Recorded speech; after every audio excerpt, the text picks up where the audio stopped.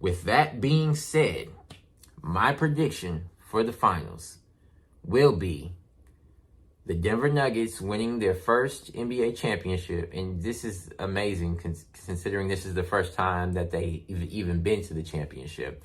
But I have the Denver Nuggets winning this championship in 5 games. Okay? I have the Nuggets winning in 5.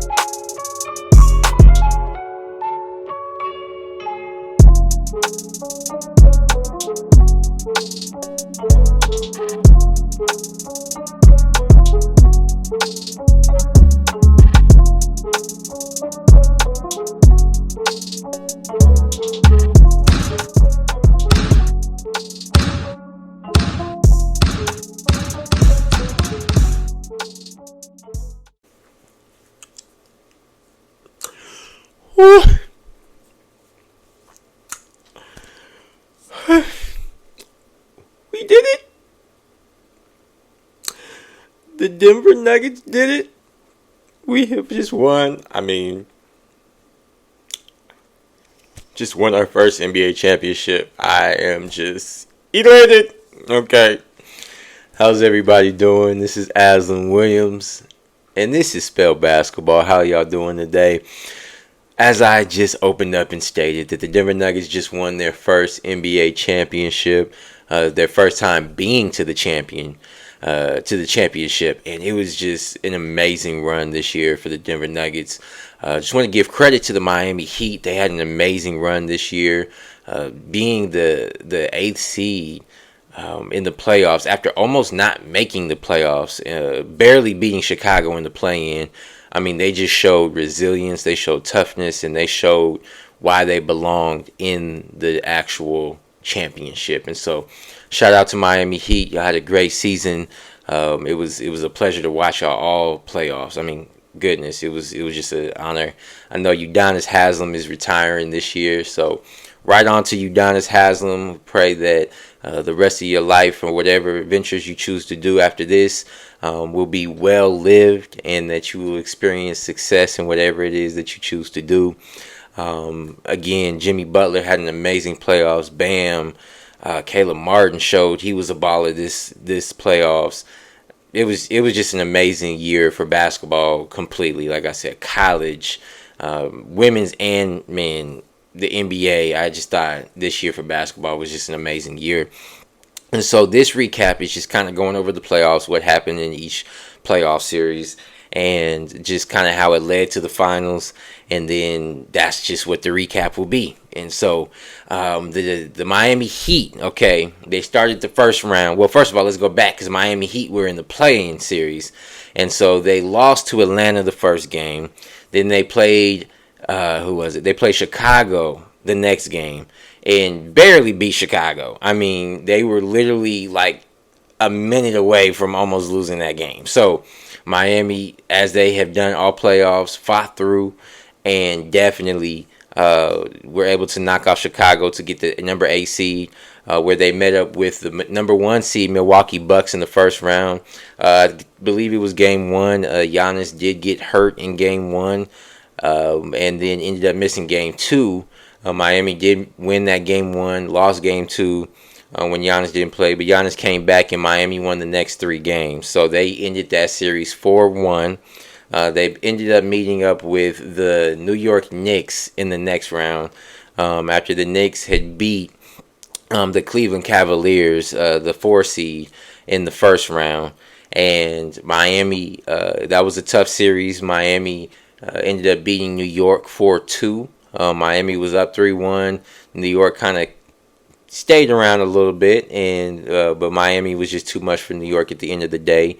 And so then they moved on to Boston, and Boston had a tough playoffs, all playoffs. They ended up playing the Atlanta Hawks in the first round, where they barely kind of got past Atlanta. I mean, they were up, but Atlanta got 2 games in that series. Then Boston moved on to play against Philadelphia, where they were down. Boston was down 3-2 with Philly at home, able to end Boston, and Boston fought through and won the last 2 games of that series in the 7-game series, where they knocked off Joel Embiid, the regular season MVP, and James Harden, and they got to the Eastern Conference semifinals, where they would meet up with the Miami Heat. So that series started off bad for Boston. I mean, they lost the first 3 games. Miami came in, won the first 2 at home, won the first 2 at Boston's home in Boston, and then they ended up winning Game 3 in Miami with a chance to sweep the Boston Celtics, and Boston ended up getting 1 game. Now, Marcus Smart and Jaylen Brown did go on record saying, "Don't let us get 1 game." Okay, they got 1 game, and Boston almost made history. For the first time in NBA history, Boston almost came back from down 3-0 to force a Game 7 and to win a Game 7. Now, 4 other teams have done that in the past. However, Boston was looking forward to being the first team in NBA history to come down from 3-0 and to win the series, to go to their second consecutive NBA Finals. However, the resilient Miami Heat team that we saw all playoffs decided that they were going to come out in that Game 7 and handle business. Caleb Martin showed up in that series, and he was the most consistent player in that series. And that his help, Strus's help, Vincent's help, definitely pushed Miami in Game 7 to get over the hump and beat the Boston Celtics in 7 games. Now, on the Western Conference side, we have the Denver Nuggets, who were the number 1 seed since December of 2022, and they showed who they were. They ended up playing the Minnesota Timberwolves in the first round, where they ended up beating the Minnesota Timberwolves 4-1. It should have been a sweep. However, Minnesota did tough out Game 3 in Minnesota and forced toughed out Game 4, my bad. Toughed out Game 4 in overtime and beat Denver, which led Denver to winning that series in 5. Okay, so they won at home. Deeper down in the playoffs, you had the matchup between the Golden State Warriors and the Sacramento Kings, which went 7 games. De'Aaron Fox and Domantas Sabonis showed that they will be a force to be reckoned with coming up here. Now, Golden State was the lower seed this year. They were the 6th seed, where Sacramento was the 3rd seed. Sacramento had an amazing year this year. And so we're looking at moving forward with Sacramento for them to be a more dominant team now with more playoff experience and almost taking out the reigning champs in the former reigning champs in the Golden State Warriors.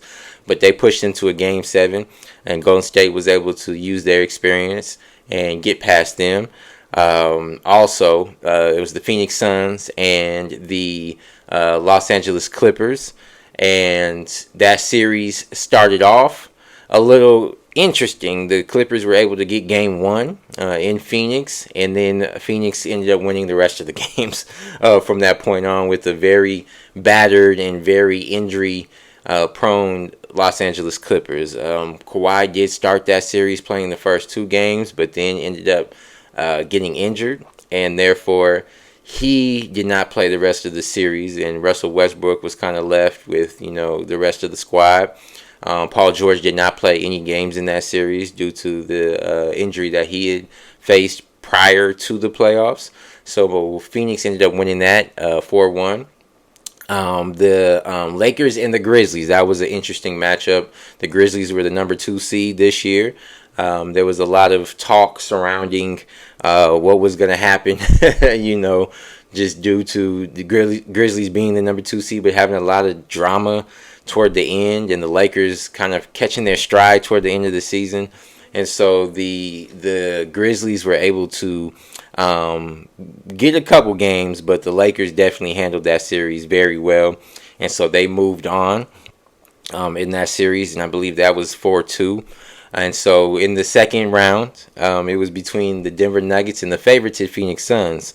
With Kevin Durant going over to the Phoenix Suns, it was definitely a chance for Phoenix to try to get their first championship. But moving in, going against the number one seed Denver, Phoenix dropped the first two games against Denver, with Chris Paul getting injured in that game 2.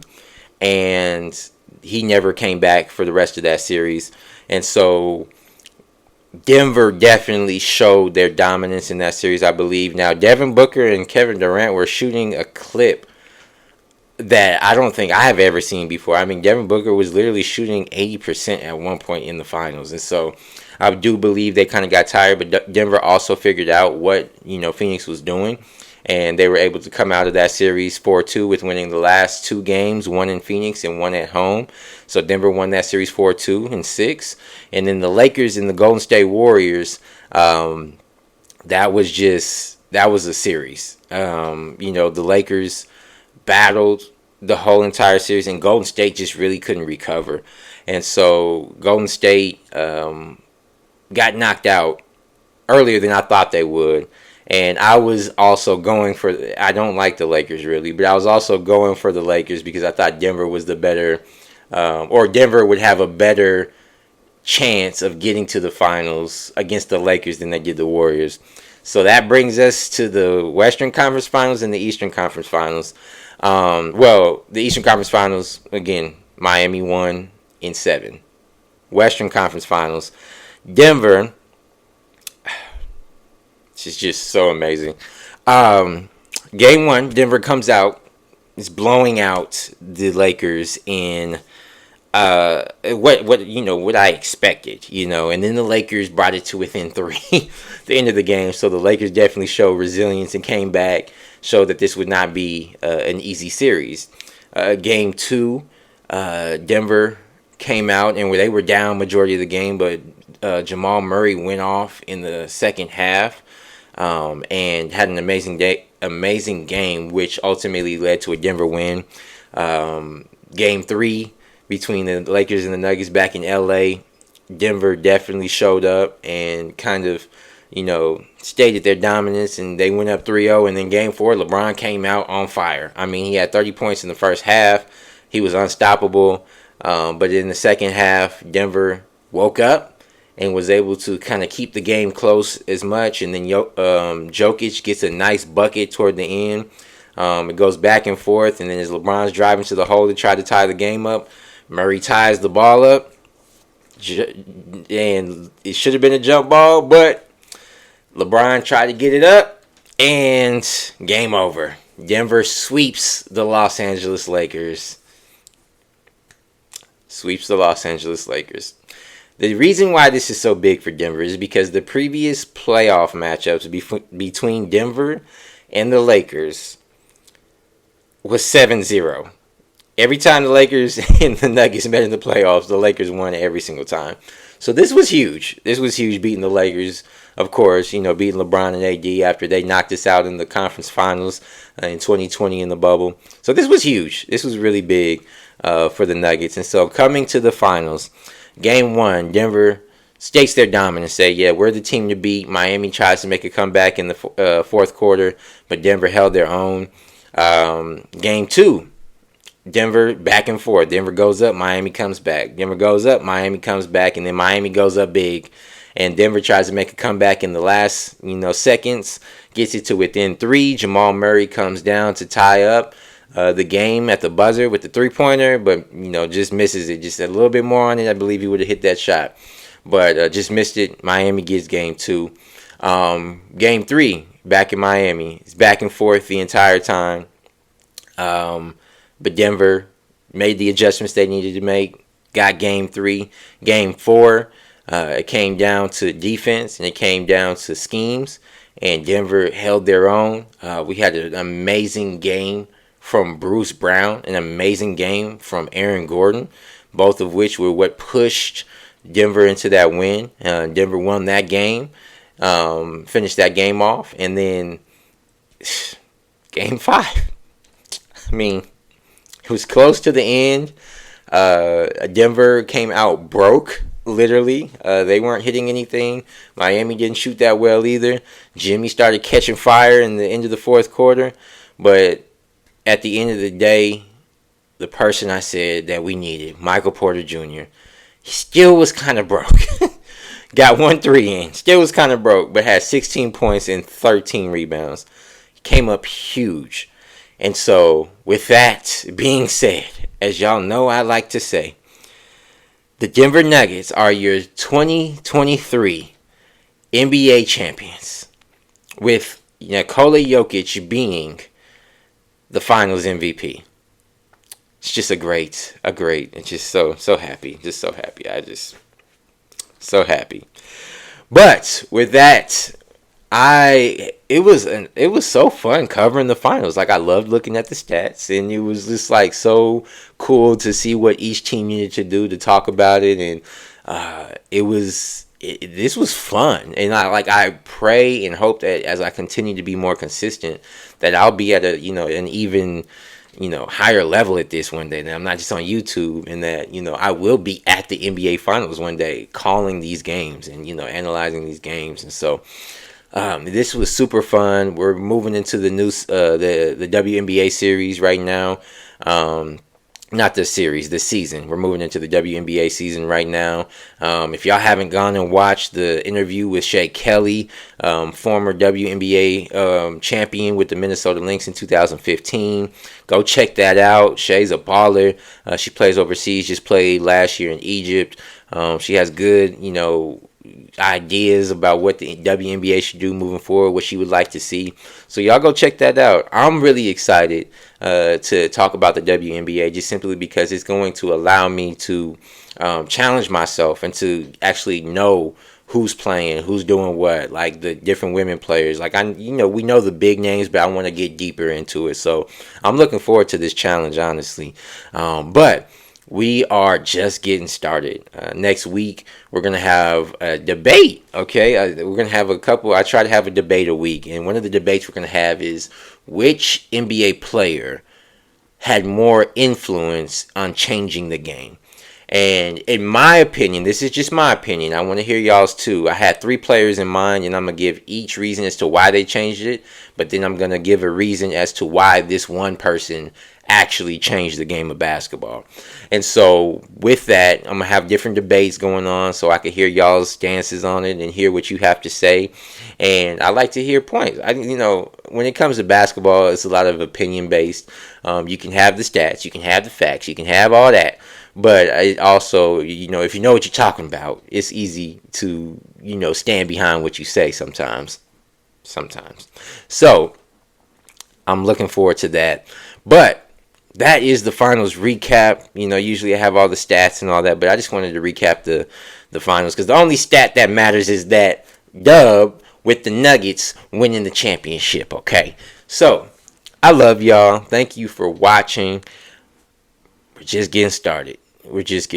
So, we're going to go out. We're going to do that. Again, I'm Aslan Williams. This is Spell Basketball. I got the stats, the facts, and all that. Y'all have a blessed day.